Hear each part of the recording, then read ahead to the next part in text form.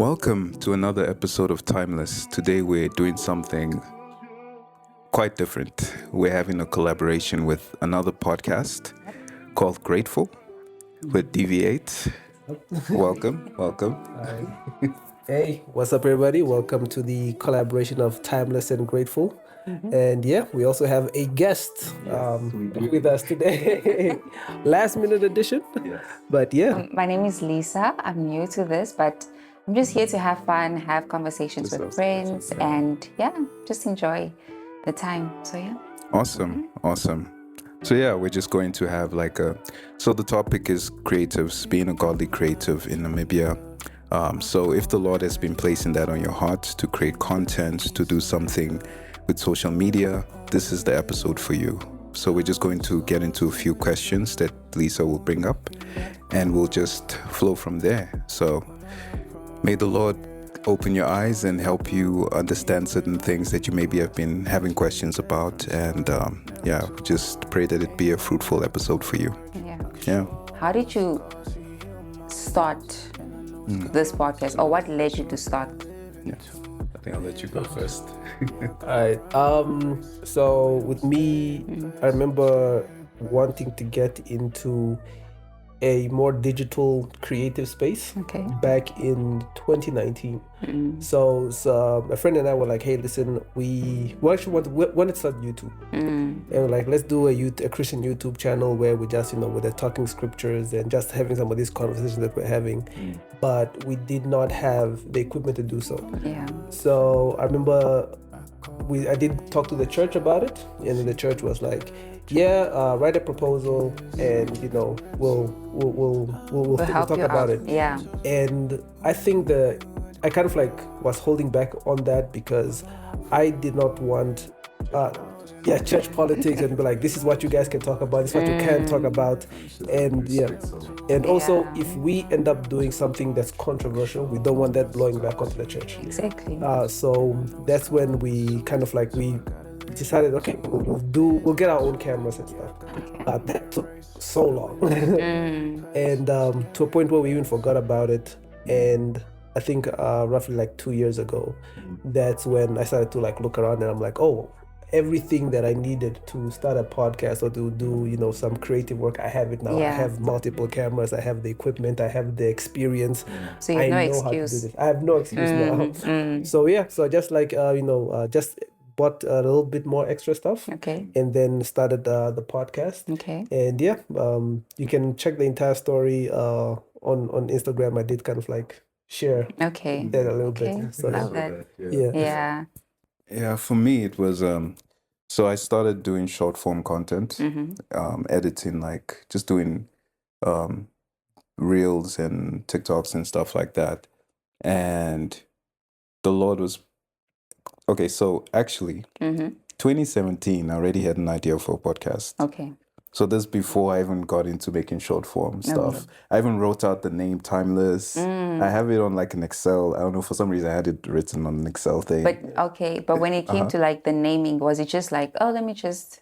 The name came to me because I was thinking of what makes things timeless, what makes music timeless, what makes art timeless. And so that name came to me. Okay. And so I just wrote it down, wrote the idea. I'm like, oh, this could be a podcast, because podcast was becoming a thing around that time. Those, you had for me, I'm the Matt Diovellas. I don't know if you know.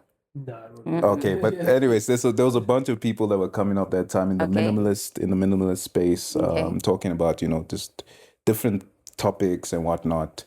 And so I was like, timeless would So I had that. But my faith at that time was still, I feel like discipleship was kicking in properly around that time. So the idea was there, but I didn't know, how is this gonna go? How was I gonna go about things, etc. But I just wrote it down in faith. In hindsight, right? It was in faith. But then, more recently, start of this year, I really felt the Holy Spirit tugging at my heartstrings, saying, "Look, you've already done the short form stuff.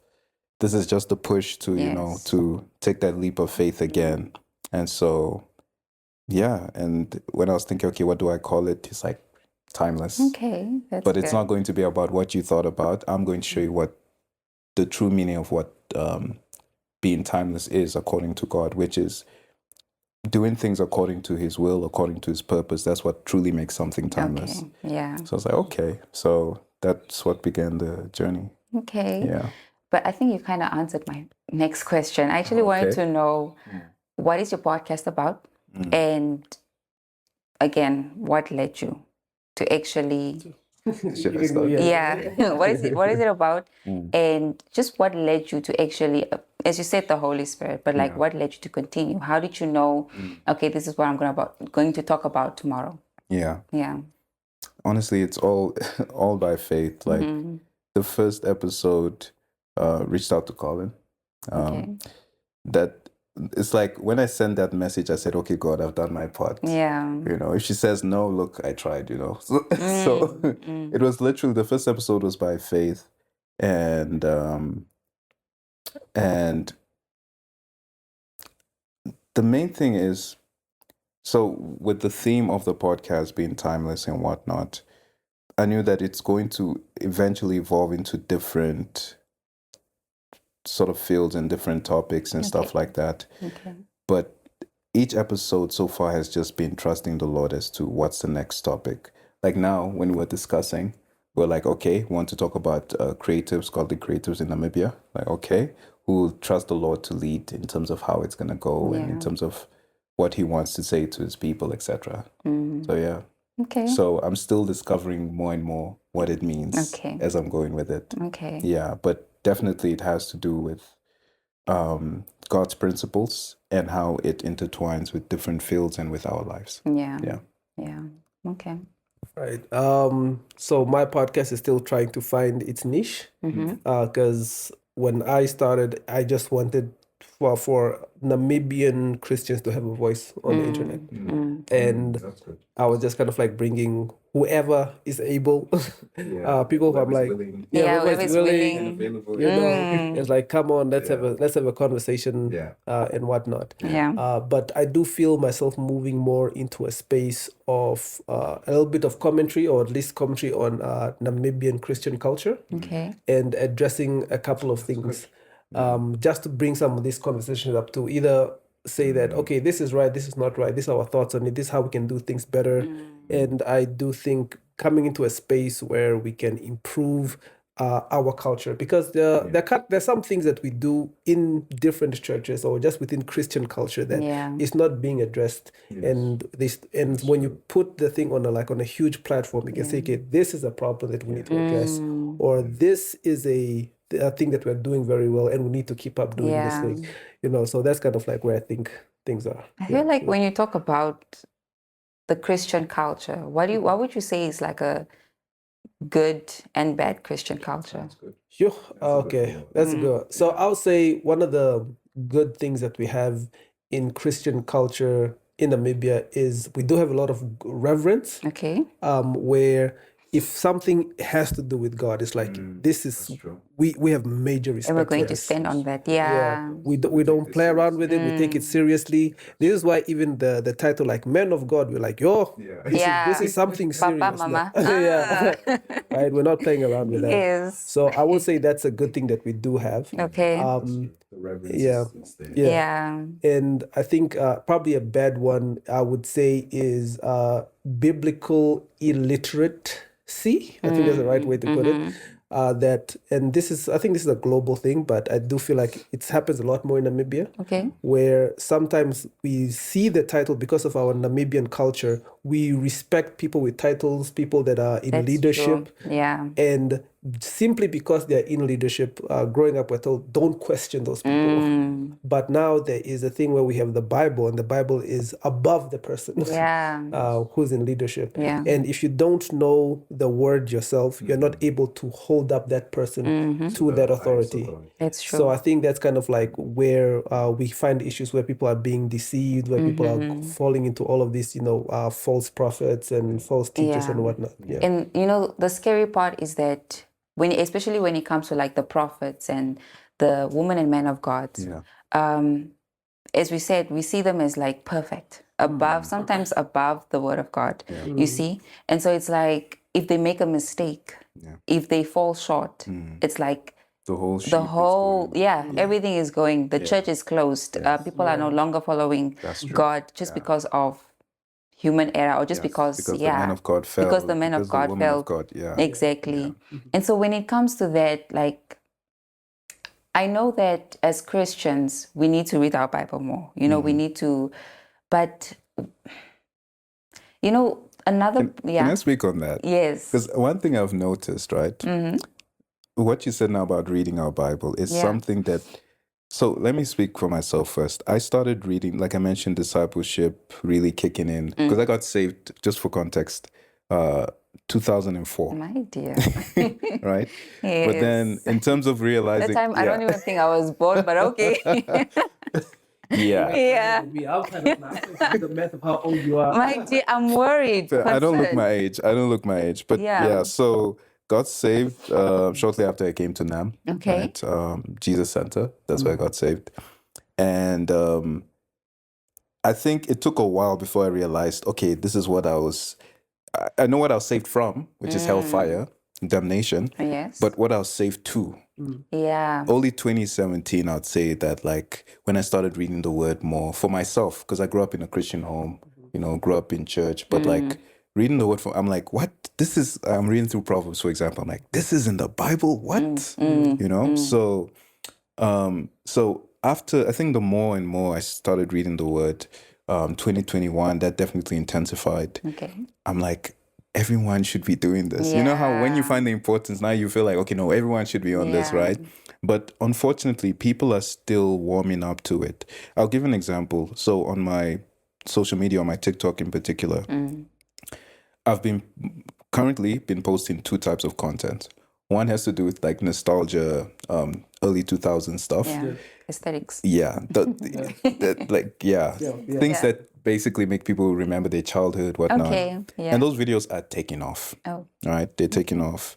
I try to, you know, slip in like nostalgia that has to do with like TBN and stuff like that, you know, because I want to, each time I'm trying to get the gospel in there, right? The more raw gospel, let's put it that way, right? But then I also do stuff like where I'm just talking about the word, about my faith. Those ones don't do as well as the nostalgia ones. Okay. So from my own data set, I've realized that people, it's sort of like you have to give, I don't know how to put this, like you have to sweeten the medicine in some way. Because when I just decide, no, I'm going to talk about Proverbs right now, skip. People are just, you know. Yeah. You know, it reminds me of people like late around COVID time where people would run from a distance and be like, don't scroll. And it will actually get your attention, you know? And so I think what you do is actually, I feel like we need to get people's attention, because immediately when someone of the world just thinks, oh, they're going to read the Bible, it's like, oh, something boring. Yeah. I think that's kind of like one of the difficulties of being a creative, because you're also fighting against the algorithm. Yes. And sometimes, maybe not in fighting against, but having to challenge on whether you're going to adhere to it or not. How you're going to. Yes. Yeah. I know this one Christian guy, man, this guy went viral for all the wrong reasons. Because he did YouTube for a bit, and he managed to learn the algorithm. He's very good at learning the algorithm. Okay. So he knows how to title his videos, what kind of content to make, and all these things. But his content was a little bit risky. Yes, risque. That's right. Okay. So then when he decided to start doing Christian content, he took that idea, again, he knowing how to title his videos. But the thing again, his videos did go viral. Okay. He was making videos that kind of like were giving the Christian message. But the way that he approached it, people they hear the controversy first, and they can't hear past it. You know, so the controversy from like his previous stuff? No, from his current video. He made a video saying that something like, you know, I think that's when Huggy Gang Up died and something. Yeah, something about. I saw it. Yeah. Yeah, I don't remember what he said about it, but yeah, it was a very sensitive time. Okay. And he knew that I can really make content here. And even when you listen to what he's saying, everything, I think the It makes majority of sense. it, It kind of yeah, sounds, it's very biblically accurate. Yes. But people just saw the video. Yeah. I mean the title. Yeah. And they couldn't get past that. Wow. So as believers, we have a space where we have to now really look at, like, okay, this is what can make me go viral. But what is the conviction? yeah, what is the conviction? What's the cost? Yes. Will it compromise the message? Yes. So that's the thing that we really need to look at when we Yeah. are trying to put stuff out. That's interesting. Really Mm-hmm. Gosh, that's powerful. Yeah. Yeah. Okay. Mm-hmm. Yeah, no, I was just, what you said is real. Because as long as you're a believer on social media, you feel that. You feel that tug of like, okay, I know this thing can work, but is this what God wants for me to That's do? the thing. And you need to be sure that it's God. Like, thankfully, with the nostalgia stuff, it's something that I was prayerful about. So I knew, okay, this is what God wants me to do. So each time I'm approaching it, I'm like, okay, God, how do you want me to piece this together? So literally there are parts let's say I'm doing an intro for like a specific show. There's certain parts I would cut out. Okay. Because I'm like, no, this might cause someone to stumble. Yeah. So I feel a conviction to cut this specific part out. So yeah, I think when creating content in general, like always being spirit-led is the main thing. Yes, you need to learn the skills and the techniques, but being spirit-led ultimately, I think that's what we're both saying. Yeah. And also, I feel like also because you do music, right? Yeah. And so one thing that you always told me when it comes to your music is that you're always led by the Spirit of God. And so it's like, how can one know that, first of all, I'm being led by the Spirit of God? How can one know that it's something that I'm called to do? Yeah. Like, especially like when it comes to purpose and so forth. Yeah. Especially like, since we're talking about being creative. Yeah. Sometimes when it comes to spreading the word of God, it doesn't just have to do with standing in front of people and actually reading the word of God. It can be in different ways. Most people, it's through music, through art, through in there different are many ways ways to disciple people. So how can one know Yeah. that this is what the Lord is calling me to do. Yeah. By the way, he also does music as well. I'm going to put him on the spot. Yes, he does. Oh, wow. How did I not know that? I'm sorry. How did I not know that? Okay. Everything is album that just dropped. Yeah, Really? yeah. Oh, So wow. I feel like I should actually Spotify, Spotify. whatnot, Yeah. yeah, Okay. yeah. So Okay. yeah. So you guys can feel free to check that out as well. Actually, please. Yeah. So Okay. yeah. But, So sorry, I actually want to know what is your music about? what is my? So I just start with what my music is about. But I know that it is Yeah. about To the describe Lord it and so. basically, But right? describe, is it kind of like Afrobeat? Is it rap? Yeah. Is it what? Sure. There's no R&B. genre. There's no genre. I call it spirit-led music. Okay. That's what I felt led to call it. Okay. Spirit-led music, aka Holy Spirit-led music, but Okay. just spirit-led music for short. And in part because it also has this freestyle element where it's like incorporating from that element of jazz where it's free-flowing. But the sounds are more traditional to, let's say, hip-hop, R&B, and whatnot. Okay. Yeah, but the production, because I do my own productions, it's very eclectic in nature, and it's pulling from different like sounds and whatnot. You might find some bossa nova influences, some Afrobeat influences. Okay. But I would say the predominant sound that you would hear is most of that fusion between hip-hop, R&B.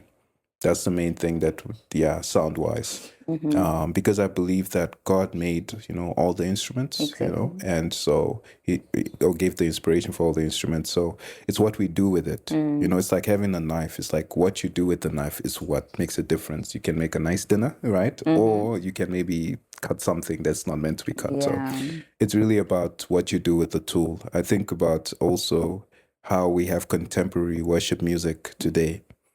It was people that used to make rock music that got saved. They used to make hippie, psychedelic music.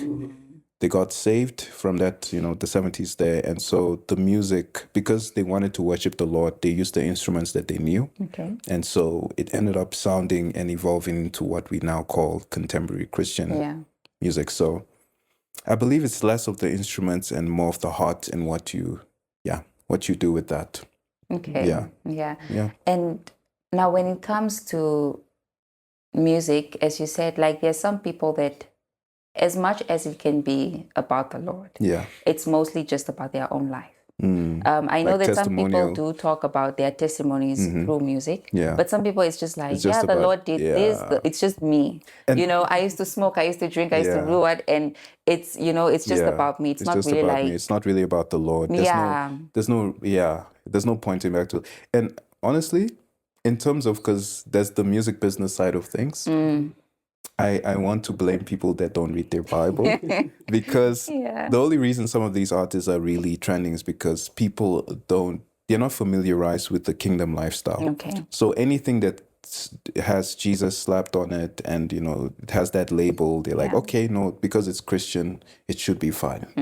But I think the more believers mature, the more they'll be able to say, okay, brother, we hear you, but you've been talking about the same thing for 10 years. Yes, exactly. I love you so much that I wish for you to speak more about other things. Yeah. You can still be here, and I can't really listen to this right now. Yeah. So I think the more the body matures, the more we'll start to hear more. Yes. Yeah. Yes. Yeah. Yeah. Yeah. So what's the question for me? Yes. Yes. How was Okay. when it came to just music and so forth? Like, how did you know? First of all, it was led by God, Okay. and what is your music really like Okay. about the genre? All right. So we can start with the genre of music. I do hip hop. I don't see myself doing any other style. Okay. I can marry hip hop with another genre, but it will always be hip hop for me. So it's like more of like R&B. Is it like more R&B, rap-ish? It's rap. Like, Okay, so I like that. like rap in all its forms. Yeah. Okay. So for me, just because I got into hip hop like maybe at like age 10, Okay. and only started wanting to rap maybe around age 16. And when I came to Windhoek, I got I was around Christian rappers. Okay. And these are guys who like boom bap hip hop. Like this is old hip hop music that they liked, and they really appreciated skill and all of that. So I became sort of like a purist in the sense of like it has to be hip hop. I don't see myself doing any other genre. So we can blend it and all that, but I'm But going to stay mostly here. hip hop. Yeah. Okay. So when it comes to purpose, for me, my story is different. And the only way I can say that if you want to see whether this is your purpose, it should feel like there's nothing else that you can do. Okay. Like this is the only way. I felt like That's good. when Paul decided that he's going to go out and spread the gospel to the Gentiles, just like there's nobody else who I can spread it to. So for me, I remember even the moment when I was in church and the pastor was like saying that yes, Saturday we're gonna go out to go and evangelize in the streets. I'm very bad with I'm socially anxious in this way where I don't like to talk to new people. Okay. Yeah. It's a huge thing. I just can't go to a random person And just talk. and strike up a conversation. Okay. Now, let alone tell that, hey, listen, you're a sinner, you're going to hell. That's the thing. Repent, change your ways. So Confess your sins. so that's even hard for me. So Okay. I remember being in church and I'm just like, Lord, I don't want to do this. This is very deep. It's very hard for me. I can't go out and talk to people like this. Even some people, because I was in the north at the time. Okay. I have to speak Oshwambo. Oshwambo is my mother tongue, but hey, But it's maybe my mother adopted me. Yeah, no, I hear you. So I speak English as my first language, and people that I'm gonna be talking to, it needs to be in the Shwambo. So I was just kind of like, listen, but Lord, I have this microphone. I know how to rap. Okay. Let me use this for you. Okay. So I decided. So that's when I was like, okay, now I'm gonna do music, and because at the time I was doing secular music at the time, and then I stopped. And I was like, now this music is just going just to for be the Lord. Me too. for the I was also Lord. making stuff. Yeah. Okay. So this is why I was like, I can't even go back to doing secular music. I was Yeah, like, no. This is the only thing that I can do. This is the only thing I know how to do. Okay.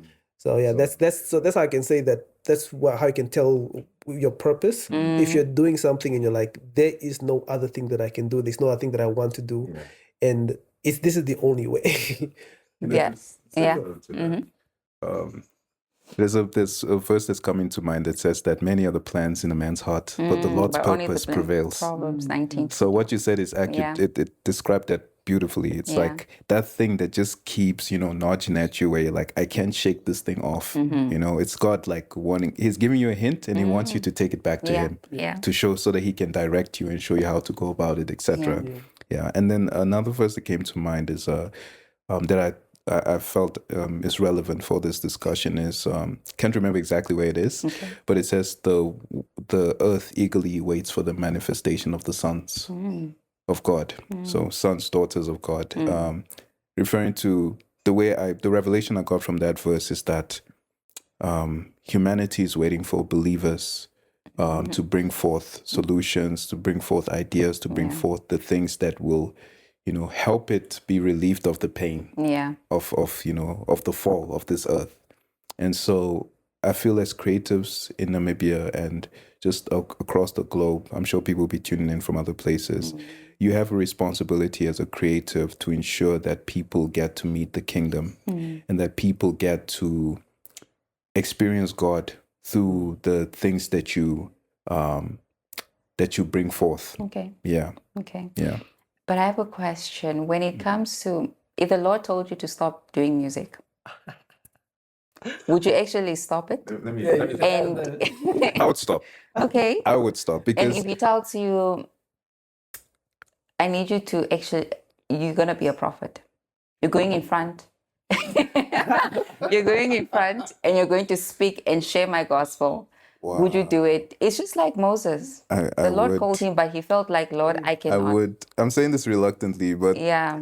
I think the first one was passionate because once you get into the business, you realize how much work it is. Yeah, because when you were talking about how if it's the only thing, like you should see it as the only thing. Yeah, I get it. But one thing is like, I think at the end of the day, keeping our eyes on Jesus, the author and finisher of our faith, is where we need to be. Yeah. Because it's easy there was a time where I can say music was borderline an idol for me. Okay. And me, not doing secular music and doing music for the Lord, that was part of that process was him stripping away the idolization or the perfectionist, all these things that I'd, picked up in terms of just trying to master music. And he's like, no, if you're doing this for me, you have to do this my way.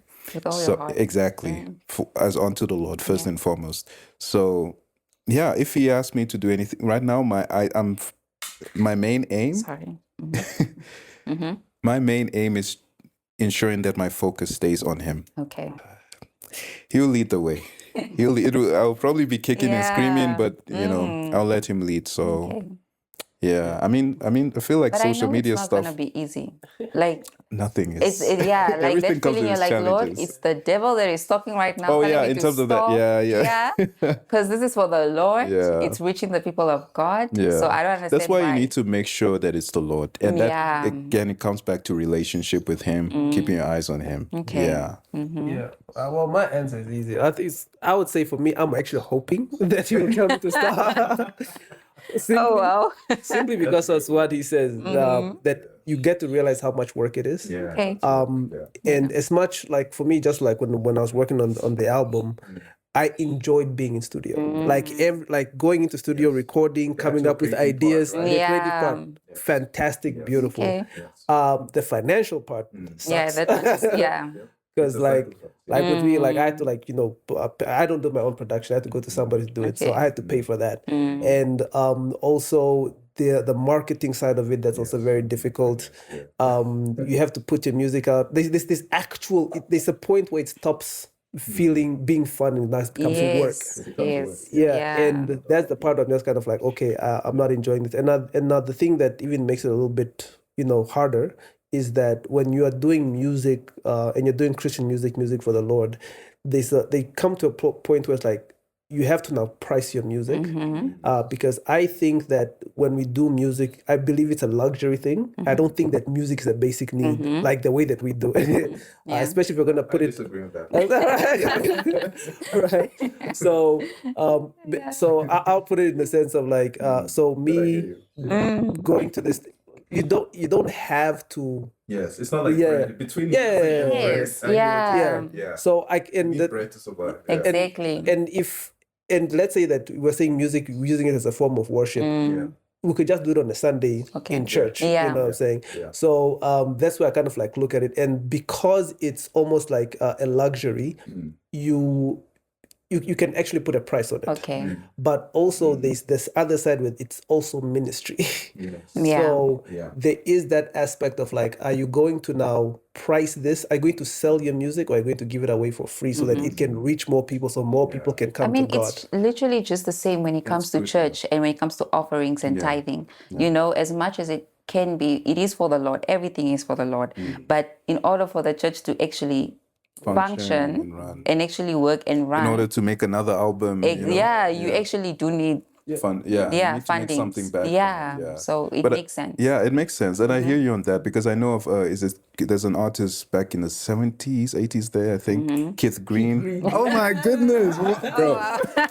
Fam, the fact, So like he saw his music as a ministry, so much so he clashed with his label, like with the label he was on, because he was like, no, I want to give my albums for free. This like back in CD tape days. Oh yeah, so you need it's not just like downloading and all that. You actually needed actual physical tapes and stuff. And now he's telling the label that he wants to give it for free. They're like, huh? So he fought with them. He was like, no, I'll just make like I'll give them the option to sow into the ministry. Okay. Yes, exactly, all of that.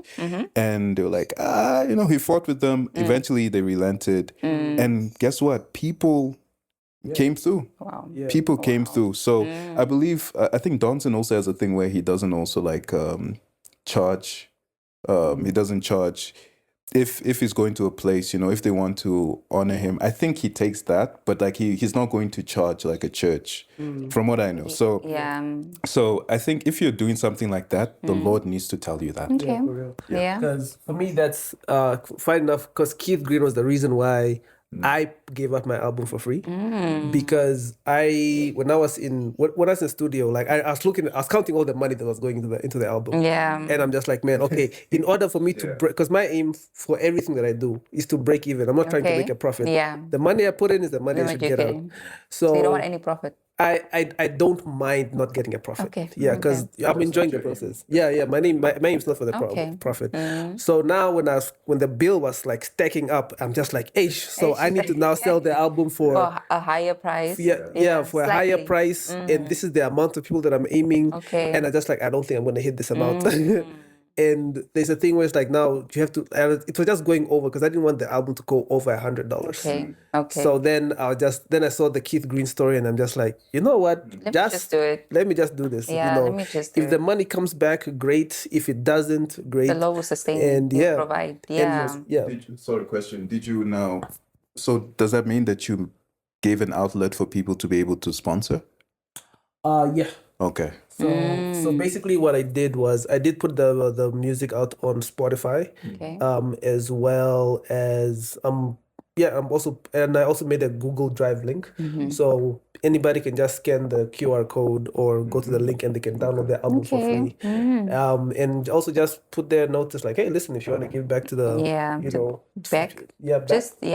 You can do that. So far only 2 people bought, but I don't know how many people listen to the album. So and I think also just because of now Spotify, like Namibia actually has a very bad consumer culture for music. Definitely. And there's the history of it is very interesting, because it started with so basically when people used to listen to cassettes, and in order for you to kind of like copy from a cassette, it's a little bit of a tasking thing. It wasn't very easy. You have to put one cassette in this side, the other side, one is recording, and then listen to the entire album.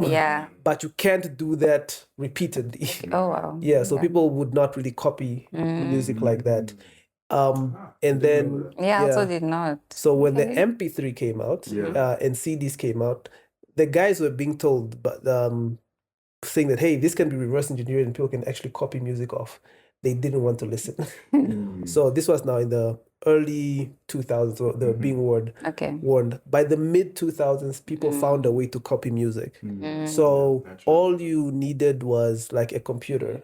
So now in Namibia, when CDs started to go off, people just like, oh, you bought the new, artist CD, let me just borrow it. I have a computer at home. Okay. At that point, not everybody had a computer in their house. Wow. So only those people who had computers were able to like Actually copy the music off.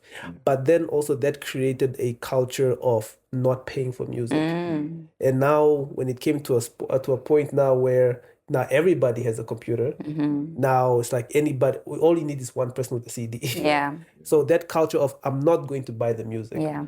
I don't think we like if we had a culture of like I have to buy my own cassette. You know. I see what you're saying. And also we also have a culture of like you should not be stingy with things. Yeah, that's the thing. So that's kind of, we didn't look at it like we're stealing from the artist. We just saw it like I'm sharing with my friend. Yeah, I'm sharing. Now Spotify comes into the picture, and then now people already looked at it as like now they're paying Spotify, but they look at it as like I have access to so much music. Okay. They don't see it as I'm now not supporting the artist as much as I can. So people don't really understand that when you go listen to my music, I'm getting a fraction of that.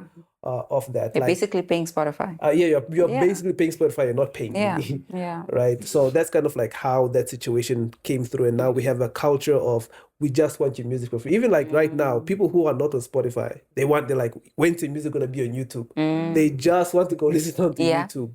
But there are a few people here and there who are like, I'm supporting. This is why I like say support your artist. In Namibia, it's really support. It's not even like I'm buying. I'm buying your music. Actually supporting. Just I'm supporting because I can get your music for free somewhere else.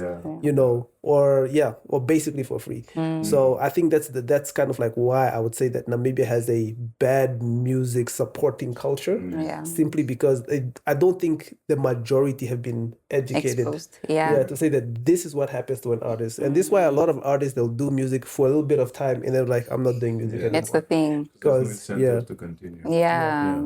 Yeah. But when it comes to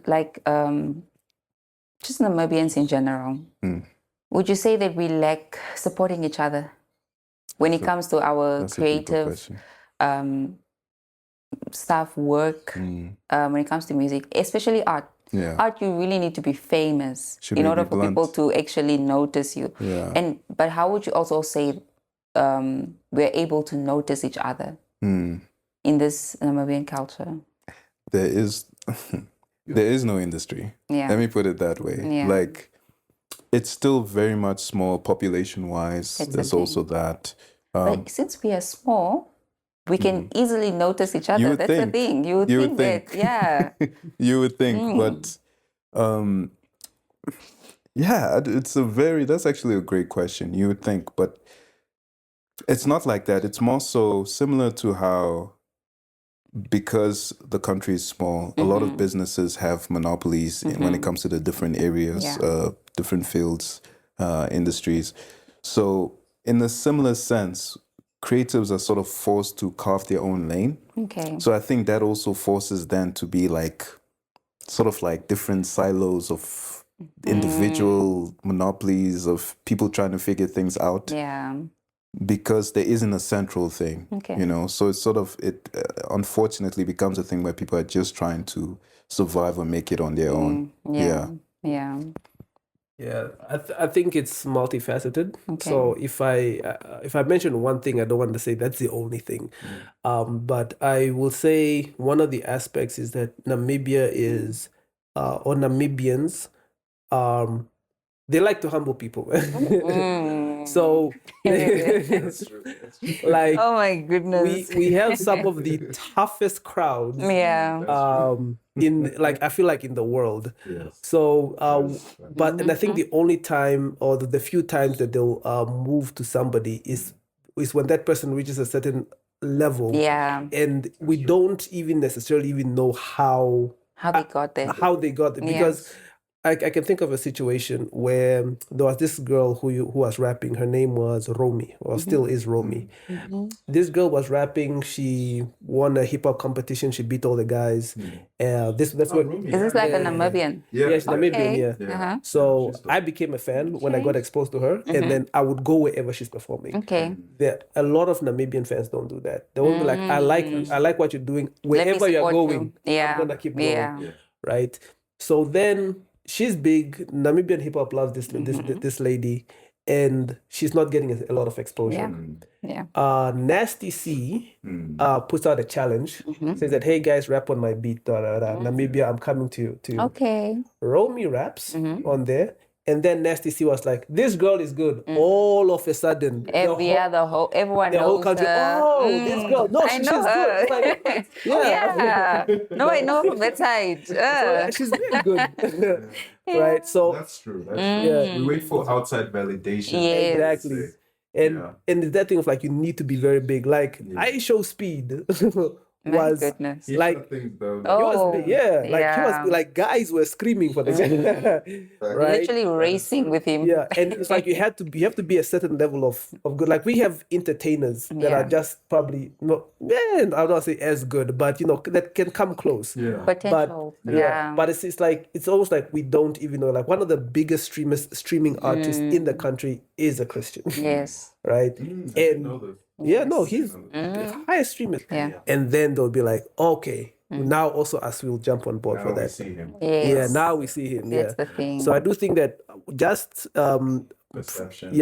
People should just, if you like somebody, just support them. Just support them. Just go there. Scream at their shows if they're doing a good job. If they're going to perform. Otherwise, what we have to look at ourselves as artists is like, maybe we're just not good enough, because that's the thing. That's why people give up fast. But I'm telling, like,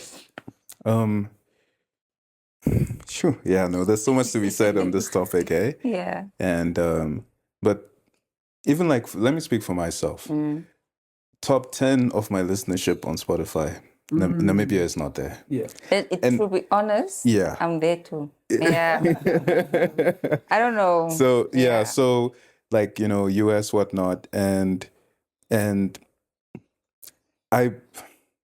don't know what day that would be when I'd get to see, because here's the thing, I'm still trying to understand the space also, because sometimes I'm like, okay, maybe it's because people don't really listen to music on Spotify. Yeah. But then I find like an Afrikaans like artist on TikTok, and I go and look at their Spotify. It's like, oh, there's an audience, right? And it's mostly Namibians, because I mean, Afrikaans music is like, Yeah. So it's like, okay, so they are there. So I don't know. I think it's a very diverse economy. Like, because class is also a thing. Yes. Yeah. So it's really it's complicated. I think I sort of see it as like I'm trying to put this into the right words, but I think especially Windhoek is very eclectic in terms of different interests that people have. So you might have people that genuinely like hip hop, right?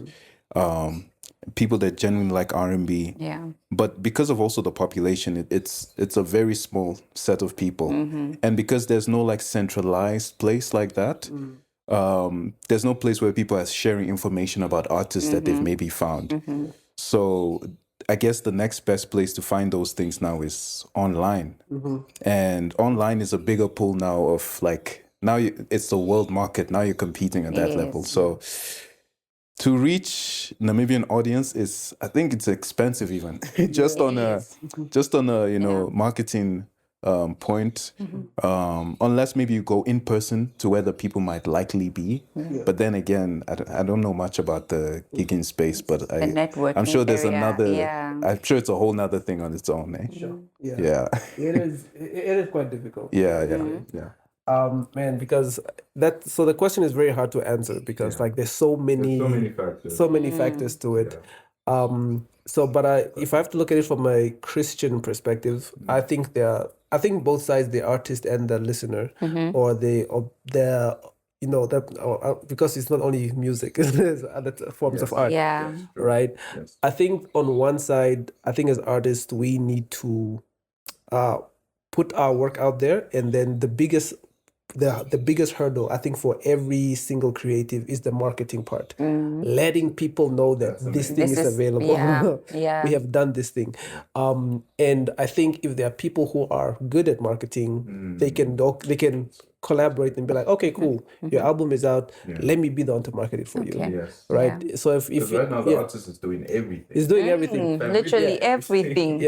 And sometimes like it feels like, for me, I feel like, I don't know, it almost feels like prideful for me to say that, hey, my music is out, go listen to my music, go listen to my music every single day, go listen. Yeah. Of course, right? Thinks that music is I would rather every day post his music and be like, go listen to his music. You see, rather than me posting my own, right? So maybe that could be something that we can do It can help as artists. Like artists market each other's music rather than the marketing their own. I think that's one way that we can do it. And I think for now, the listener side or the people consuming the art, I think all you can do is talk to people about it, right? That's it. So I think the one thing that, and I'm thankful for everybody who kind of like was doing this for me, they were send me words of encouragement, like, dude, we love what you're doing, keep doing what you're doing. I think that's great. And I think on the other side, just telling people like, oh, go listen to this guy's music. His music is good. I just went to his show. Let's go to the show and all of these things. And the audience just keeps growing because you also don't know who's going to be captivated and then decide like, oh, I'm coming next. The next one, I'm bringing somebody to the next one. So I do think that that's the one way that we can actually do it. And I would say also for the church to just give more opportunities and for these things, because as creatives now we are also forced to have our own events, and some of these events are pretty hard to pull off. And the biggest thing that I think we all definitely need is the venues, because I know like Pride right now, he's doing a church tour. And I think that's one way for churches just to open up doors and just be like, hey, listen, I see you're doing something, come and do it over here. Oh, I see that you're talented. If you ever need a venue, come and do something in our church, right? I think that really would help. One, it'll help with spreading the gospel, growing the church. It's a win-win all around. So, that's great. That's good. I do have faith in the future as the population grows that that people will show up on your DSPs, on your Spotifys and whatnot, as the population grows. Because one thing I have picked up is once you do get someone that is a supporter of your ministry, supporter of like the vision, the sound, they get it. They're with you. Once they're with you, they're with you.